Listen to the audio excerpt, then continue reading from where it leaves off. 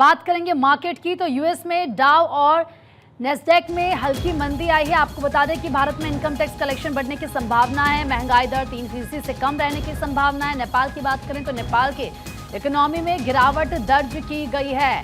Market मंत्रा क्या रहेगा आज का, वो भी आपको बताएंगे। लेकिन देखिए किस तरीके से भारत में इनकम टैक्स कलेक्शन बढ़ने की संभावना जताई जा रही है। महंगाई दर 3% से कम रहने की संभावना है और इससे जाहिर सी बात है जो आम लोग हैं, जनता है, उनको राहत यहां पर मिलेगी। मार्केट एक्सपर्ट आकाश जिंदल जी इस वक्त हमारे साथ जुड़ चुके हैं। आकाश जी, बहुत बहुत स्वागत है आपका भारत 24 पर।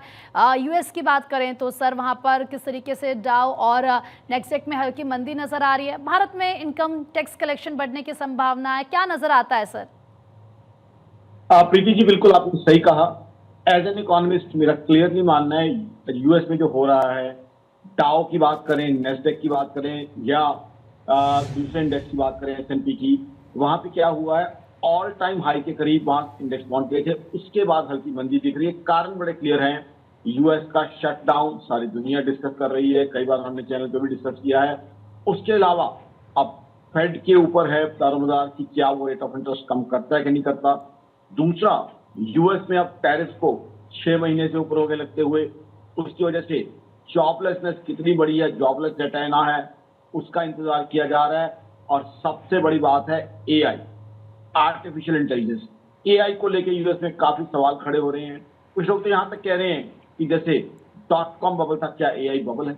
ये सवाल बहुत से खड़े होते हैं। हमें नहीं भूलना चाहिए आज से 25 साल पहले .com बबल भी कंबल किया था। हालांकि आज उसी ऑनलाइन की या .com की बहुत वैल्यू है। आज मैं शो भी कर रहा हूं तो ऑनलाइन कर रहा हूं, लेकिन अब सवाल खड़े हो रहे हैं कि एआई का फ्यूचर क्या रहेगा। तो यूएस में कई तरह के सवाल हैं। जहां तक हिंदुस्तान की बात है, दर्शकों को बता दूं, सबसे पहले नवरात्रि की बम्पर सेल और इसके बाद प्री दिवाली सेल बहुत बहुत अच्छी हुई। बहुत जबरदस्त ग्रोथ दिख रही है प्री दिवाली सेल में। और पोस्ट दिवाली भी नॉर्थ इंडिया में पंजाबी वेडिंग सीजन कॉल सहा होता है, उसमें सेल्स कंटिन्यू रहने की उम्मीद है। इसीलिए जीडीपी ग्रोथ जो आपने बात कही, और जीडीपी ग्रोथ के साथ ही directly income tax collection connected है, 8% से ऊपर रहने की संभावना है।